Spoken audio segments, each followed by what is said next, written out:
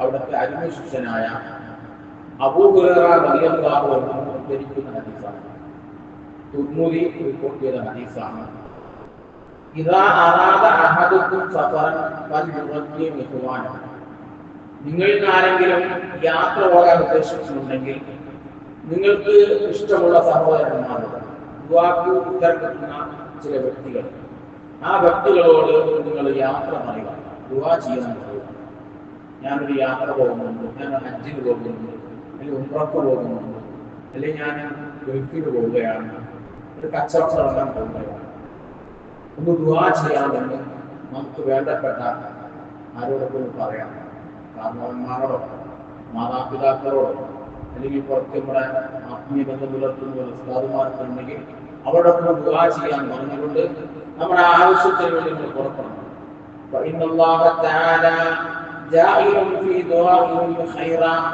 അവരുടെ പ്രാർത്ഥനയിൽ നിനക്ക് അല്ലാഹു നന്മയെ ഉദ്ദേശിച്ചിട്ടുണ്ട്, നന്മയെ അല്ലാഹു ഒരുക്കി തയ്യാറാക്കി വെച്ചിട്ടുണ്ട്. അതുകൊണ്ട് അവരോടൊപ്പം ദുആ ചെയ്യിപ്പിച്ചുകൊണ്ട് നല്ലൊരു യാത്ര പുറപ്പെടുകയാണെങ്കിൽ ആ ഉദ്ദേശിച്ച യാത്ര വളരെ നല്ല നിലയിൽ ചെയ്ത് അതിൻ്റെ ആവശ്യങ്ങളൊക്കെ നിർവഹിച്ച് നാട്ടിലേക്ക് തിരിച്ചു വരുവാനുള്ള സൗഭാഗ്യം ഉണ്ടാകുമെന്ന് ആദരവായ റസൂലുള്ളാഹി സ്വല്ലല്ലാഹു അലൈഹി വസല്ലം അവിടുത്തെ അരുമശിഷ്യന്മാരെ പഠിപ്പിക്കുകയാണ്. ഇത് റസൂലുള്ളാഹി സ്വല്ലല്ലാഹു അലൈഹി വസല്ലം സ്വഹാബാക്കൾ തന്നെ പലരും റിപ്പോർട്ട് ഹദീസുണ്ട്. റസൂലുള്ളാഹി യാത്ര പോകാൻ ഉദ്ദേശിച്ചാൽ ഒരു 2 റക്അത്ത് നിസ്കരിക്കുന്നവരാണ്.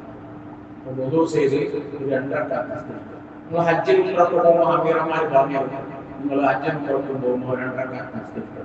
അവിടെ ഹജ്ജിന് ഉംറക്ക് മാത്രമല്ല, ഏത് ചെറിയ യാത്രയാണെങ്കിലും 2 റക്അത്ത് നിസ്കരിച്ച് ഒന്ന് ചെറിയൊരു പ്രാർത്ഥന നടത്തി ആ യാത്ര തുടങ്ങും.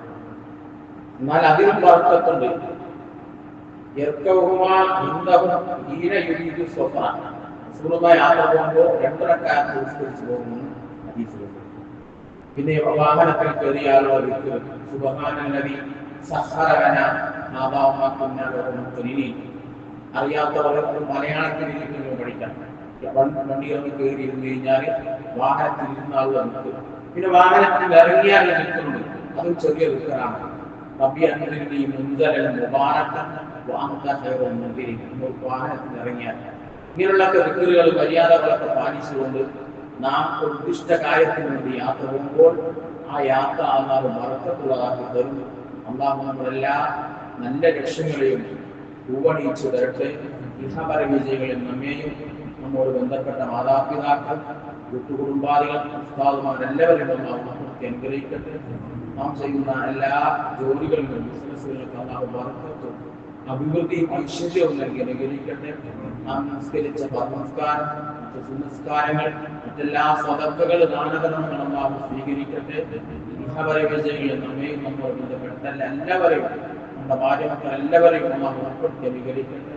വആഖിറു ദഅവാനാ അൽഹംദുലില്ലാഹി റബ്ബിൽ ആലമീൻ. അസ്സലാമു അലൈക്കും വറഹ്മത്തുള്ളാഹി വബറകാതുഹു.